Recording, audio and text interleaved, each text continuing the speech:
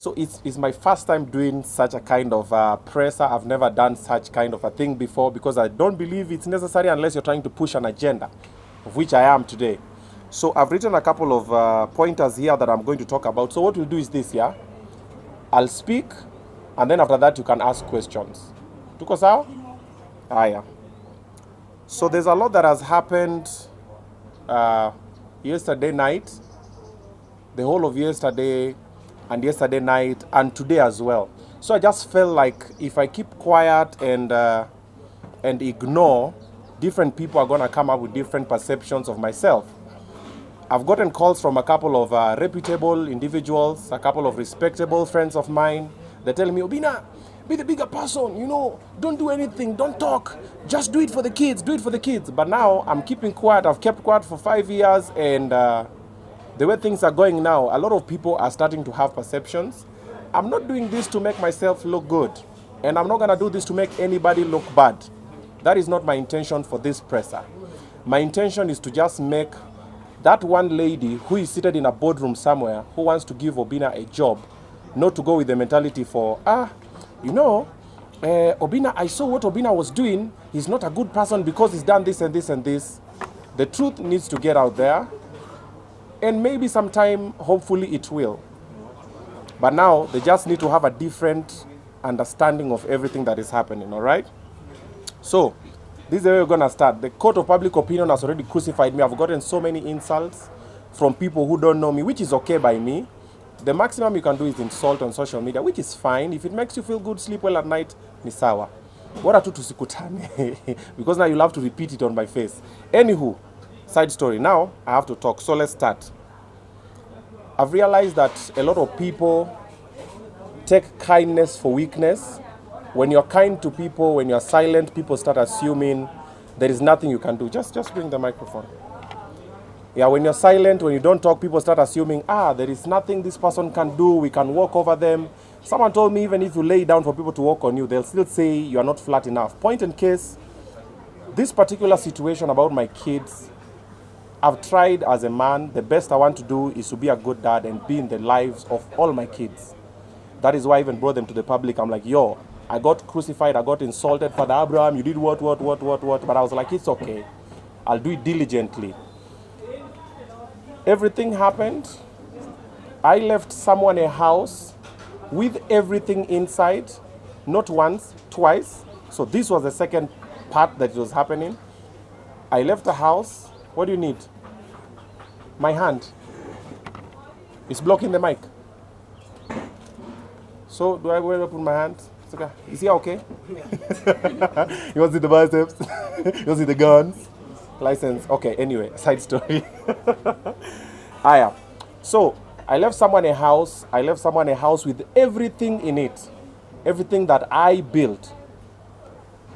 I left them a car. I'm paying the rent of that house, which is also not 2 shillings. I'm paying the school fees. I'm paying the medical. I'm doing everything, even miscellaneous. The only thing that I ask for is I want to see my children on Friday. They chill with their brother and sister. They chill with their father. On Sunday, come and pick them with the car that I gave you, or I will drop them back. Is that so much for someone to ask? I'm being told I can only see my children once a month. And I see my children according to moods of people. Now, when you just came here, I'm about to do the presser. I've just gotten a text. I'll show. Should I show it? A text. I've just gotten a text from my daughter, Ada, telling me, Dad, come and pick us from where they stay. It's Friday. Of course, I'm supposed to be with them. So she wants me to go and pick them. But someone else does not want me to go and pick them. And people always say, do something what's good for the children. Okay, what is good for the children? The children want to see you. You want to be in the lives of the children. So what do you do? Another person does not want you to see the children. What do you do? Anywho, what I've come to learn is people are very ungrateful. No matter what you do for people, don't expect payback. And I don't even expect payback. What I just expect is just to be left alone and to be allowed to see my children. I've come to realize that there is no body like a protecting body, an organization in Kenya that has the best interest of boy child at all. Trust me, I've looked. I've gone, and all the time they always say, oh, you know, this will happen, you know, the children will do this, the children will do that. But nobody really cares about boy child. Boy children, if you're watching this, you're on your own. I'm even trying to get a couple of like-minded individuals to come up with a body that will now try and protect children and give them a better upbringing with the accessibility of both the parents, because what I've seen, what I've gone through, what I've persevered, the officers have gone through to try and seek help, nothing happens. However, my intention has never been to take any of my children from their mothers. None. All my baby mamas know the school the children go to, where they live. They have the teacher's number. The children have their phones. You can talk to your children anytime. But somehow I always just get myself in the crosshairs of someone. Oh, you don't want this, you don't want that to happen, because things are not happening the way they're planning. Anywho, I have a very quick example that I want to give just to demonstrate that nobody really cares about boy child. Myself and Tumbili, last week we went to help a friend of ours who has been in an abusive relationship with the wife or the baby mama. And we went to all the offices and even the police station and even the gender-based violence office around that area. Now it's like two and a half weeks later, nothing has been done. This gentleman we had gone to support does not know where the children are, where the woman is. The office has not sent anybody to follow up. This particular lady that we are going to try and solve this situation for has tried to kill this gentleman a couple of times, poured hot water on the gentleman, has beaten the gentleman a couple of times, has insulted the gentleman, has done all the toxic things you can think of in the relationship, beat the children just to get to the guy. This gentleman persevered all along because, boy child, there's nobody to talk to. You try and talk to people, they'll laugh at you, they'll make a mockery of you, they'll say, pia unapigwa. I even remember when we went to Tumbili to the police station with that gentleman, tukafika, then the police were telling that guy, mbona hukumvaa, mbona hukumpiga? So we're looking at the police, we're like, why are you even talking about violence? We are here to try and sort a situation. We've brought a friend of ours because this friend of ours, his life is in danger. This lady has threatened to kill him a couple of times. This lady also has tried to commit suicide a couple of times, and this friend of ours was the one who was rushing her to the hospital. And we're like, just come in and intervene so that the children are raised in an environment that is not toxic. Nothing has happened. It's over 2.5 weeks later. So boy child, just know you are on your own. Anywho, let's get back to this conversation. So, I've persevered a relationship for 5 years that I was not happy in. I was not respected. I was not treated well. Okay, let me not get into this. Listen, I'm not asking for pity. I'm not asking for anything. I got this shit handled, okay? I can do a lot of things that I choose not to for the sake of the children. But dealing with a violent person, dealing with an abusive person, dealing with a drunk person, dealing with a disrespectful person is something. And I know there's a lot of men like me who have taken the L diligently for the sake of the children and for the sake of the community or whatever. Whatever tickles your fancy. Myself, I stayed because of the children. And a couple of close people around me know what was happening because I spoke to a couple of people.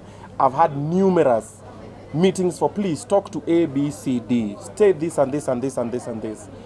But nothing has ever happened that makes sense up until now. So, this is what I'm going to say. No matter what happens after this or before this, I'm going to be in my children's lives by force, by fire. Nobody will come in unless I die. But before I die, I will have to be in my children's lives till the end. That is why I wake up every morning. That is why I do what I do. We have a lot of men who are also going through this. Boy child, I'm just encouraging you, don't stop. Usifike mahali u throw in the towel at, unajua siku moja mtoto atagrow up, atakuja kutafuta babake. No. Fight for that child. Be there for the life of the child. However, I'm a big advocate for allow the mother of the child to see the child. Mothers, allow the father of the child to see the child because the child needs both parents. Later when they grow up, like they always say, the children will figure out where they'll fit in. But the child needs the lives of both the parents.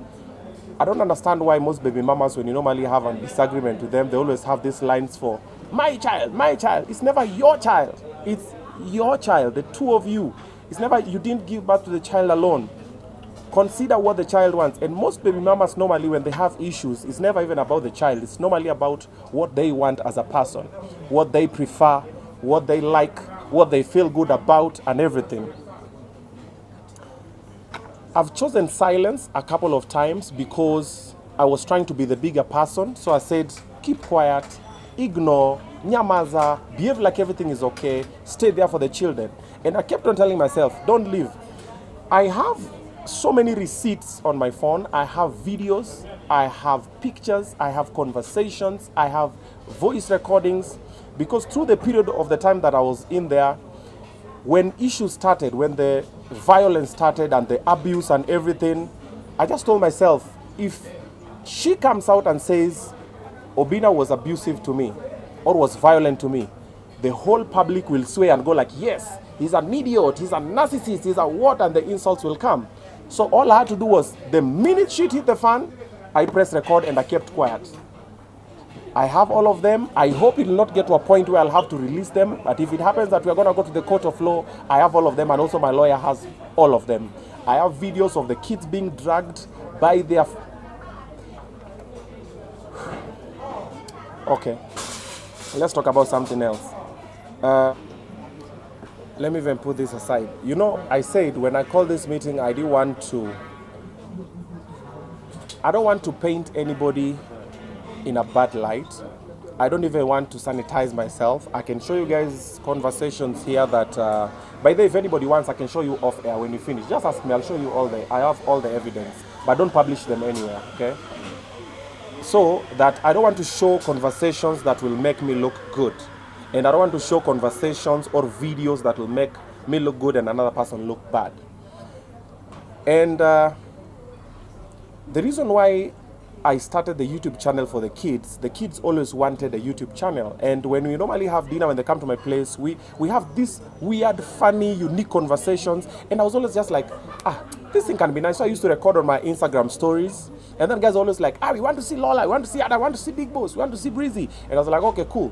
What's gonna happen? So I decided to create a YouTube channel for them as a by the way. And I just upload like, I think a video or two. And I put over there and life moved on. It took a life of its own. And nowadays, anytime I'm with the kids like this, they always, like Lola will always say something, Ada or Breezy or Liron. And I'm the type of person who, I was not very close to my dad when I was growing up. So I said, I want to be close to my kids. I want to be in their lives. So anytime they'll ask me something, I'll just take my phone and I'll just start recording. All the content you see on Obinna's channel, or the Obinnas, that's for the kids on YouTube, nothing is scripted. So when the kids talk, I normally, they ask me very weird questions. They judge me, and everything. The other day they asked me, from nowhere, Lola just asked me, Dad, why are you and Mom not together? And it sparked a whole conversation. And I was like, okay, we were just eating. I took my phone, started recording, and I was like, okay, what do you think? Why do you think we are not together? And they had speculations, and the kids just started sharing. And one thing that I've also come to learn about kids don't forget. And kids see everything. And kids remember everything. They might fear you, they might do whatever, but they'll sit down and see. If you go to the YouTube for those kids, you'll get all the evidence that you need to tell you what is happening. The kids spoke, said the reason why things didn't work out. I actually didn't even chip in a negative light. I just told them, listen, your mother loves you, whatever happens. And that is what happens all the time. I'll meet up with them. This is happening, that is happening. Like I said, this whole fight or this whole issue is just about me being in the lives of my kids. There is nothing I want from this particular individual. Nothing. I just want to be in the lives of my kids. But it's been a battle that now is beginning not to make a lot of sense, because I've been called by some of my powerful friends. I get there, I find her there, she's seated down, I'm like, okay. I know these are friends of the highest offices. Okay, so we've been told there's a situation here, then I sit down and listen to the story. Then I'm like, okay, the only thing that I want is to be in the lives of the kids. And the kids want to be in my life. And that is the only battle. Honestly, there is nothing. For 5 years, I said I will stay for the child. For 5 years, I would live, I would provide everything. And when I left the house with everything, and I was still paying the rent. I'm still paying the rent until now. I'm still paying every other thing that the kids need. But the fights are very useless and very unnecessary. So if this happens to go to court, which it may, that is if at all anybody comes between me and seeing my children, I have all the evidences. If I decide to take the children away from her today, I will, because I have evidence to show that she's not fit as a mother. I have all of them, from drinking and driving. I personally have had to go all the way to Rongai to fix a drunk driving accident problem, from being abusive towards the children, from not being just a good person at all, from me being assaulted. And go and watch the channel of the kids. You'll hear what Lola said. Lola was there, everything. And I took it as a man, and I was like, no, this is what you'll do. And I organized my shit together, and I said, this is my shit, I will deal with my shit. And I left with peace. I did not fight anybody. I did not take anybody to court. I did not do anything. I left and started afresh. Remember, this is the second round that I'm doing this. I did it before. When she was pregnant for Ada, it was still the same things again. I left. Then later, when Ada wanted to start going to school, one thing led to another. We started talking again, Before you know, boom, number 2. Now, for the ladies watching this, getting pregnant does not keep a man. Getting pregnant does not solve relationship issues. Getting pregnant does not build love or affection. It's just something that now inconveniences every other thing that you guys were trying to build. And for the boy child who is listening, running away from your children does not solve anything. All you need to do, try as much as you can to be in the lives of your children. It's not going to be easy. It's going to be messy. I know like 10, when I said I'm starting my show, Baby Mama Drama, where do you think the idea came from? I have like 10 friends in the industry, celebrities, who are in abusive relationships with the women they are with, or the women they have children with, but they just keep quiet because, I'm a celebrity. You'll be insulted, you'll take the L and everything, and take it as a man. Not set up to even support boy child. So it will not be easy, it will be loud, it will be messy, but fight till the end, until you're in the lives of your children. But the better way is this. How about you don't give birth until you're very sure of that person? Okay? Either be very sure of that person, that they can be very good parents to all the children, or be very sure of yourself that that is what you really want. And also, ladies, before you get pregnant, discuss with the man. Do you want children? Are you ready? Can we now have children? Let it be an agreement. Don't sit down and decide by yourself. You say, sasa huyu, nataka kumshikia mimba. Then the minute you become pregnant, now everything becomes the man's problem. The man will be insulted, will be disrespected, will be told everything and everything. If anybody is watching this, of which I know you are, if at any point you get to interact with my kids, okay, our kids, the kids, ask them on your own where I'm not even there. Ask them about mom, ask them about dad. They will tell you everything. My kids are very open-minded, they're very open. I tell them to speak freely. They will tell you. If they're free with you, they'll let you know. Then you'll gather evidence. Stop sitting down and making assumptions and throwing insults and don't have the whole story. This person has shared screenshots of conversations that make her look nice. She's not shared all the conversations. I will not do it, because if I release the evidence I have now, she will fall into depression and probably she will even commit suicide, because I know her. And even when she watches this video, it's going downhill.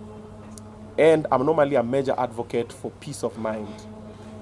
I've had situations, that is why every Tuesday I have something called Boys Day Out, where I meet with my brother and my uncle and a couple of close friends. Every Tuesday we normally go, if you've seen my Instagram, you always see we go bowling, we go watch a movie, we go somewhere, we go do golf or something.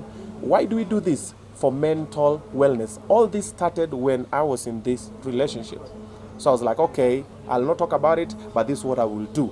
That is why you're seeing a therapist. That is why you do this and this and that. I have workmates and colleagues who have come to work every day. They look at me, they're like, bro, what's happening, man? Today, and I'm like, man, today is just that day. I will function at autopilot. I've showed up, let's do the job, but I'm not in a good space. Then you find the issue is a very minor issue that It's very unnecessary, but since it's already there and everybody's involved, as a man, you have to take it and move with it. Having said that, there was one more thing that I wanted to add. Oh, for the men, for the boy child, if at all someone tells you they're pregnant with your child, don't run away. Do DNA. When the child is born, do DNA. If it's your child, do your own till the end. It's your own. Huyo mtoto kuandika barua azaliwe. If it's not your own, then it's usiku nikaanza kusema huyo mtoto afanani na wangu, huyo mtoto afanani na mimi. No. Do the DNA. That is the only thing that will ensure that you're there for your child's life till the end. All right? I'm not perfect. I've never claimed to be perfect. I don't even intend to be perfect. I was not even perfect. The only person who was perfect was Jesus, but they still killed the brother. I don't want to be perfect. I'm not even perfect. I have my shortcomings. I have my places where I've gone wrong, the places where I did not deliver as a man. But that's what happens. But one thing that I know is that everything that I've done up until now has always been to the best interest of my kids.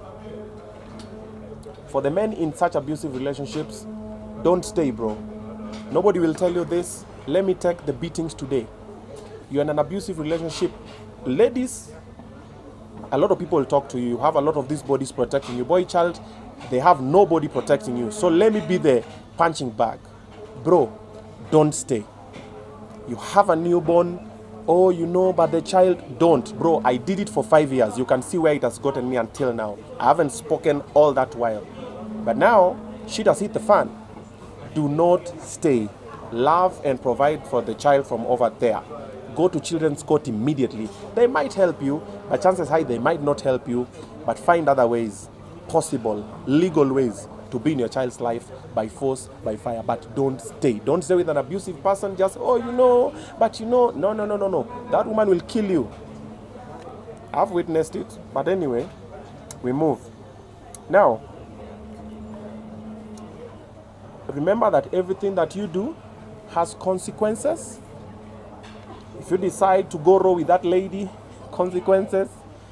She tells you she's safe, consequences. You think she'll take the P2 or whatever, consequences. The minute you decide to copulate, it's called copulate? It's copulate, yes. There are consequences. So before you do it, bro, it is better you live with your children kwa socks hivi. Utoke nao hivi kwa nyonginyo. I'm talking from experience. You know, most of the time when I always tell people, like, I've never spoken about this, but wale smart ones got it. I'm always saying, guys, don't have a child before you're 27. Don't have a child before this. Guys like, unaniambia nini? Umori anajua nini? Bro, I have 4 kids. Nimejionea. The cinema that I've been with them, fighting for them, it's been, I always say, I'll do a movie about it. So if I tell you I'm talking from experience, and you know the bad thing about it is, I did not have a father figure. If I had a father figure, so if my dad was there, but his work was to teach us the Bible, he did not teach us how to survive in this society. So when I came to Nairobi, my first baby mama was my initiation program. That is how I was put in the program, like boom.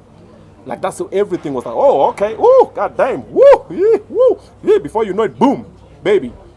So I was not ready. I didn't know any better. I was not informed.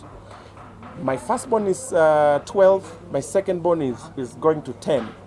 So when my secondborn was happening, I didn't know any better. My firstborn was probably like 2.5 or something. I didn't know any better. Nobody was there to tell me, bro, don't do it. Take time, learn someone. Live with whoever you want to live with as much as you want, but take time, study the person. Because the minute the child is involved, and then people change. It can be the guy or it can be the woman. People change, and then you start realizing, man, now I'm stuck in this forever because of this other person.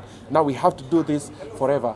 Very unnecessary thing. So before you get pregnant or before you decide you want to have a baby, bro, think. Because everything you do has consequences. Hakuna mtu atakwambia, I've told you,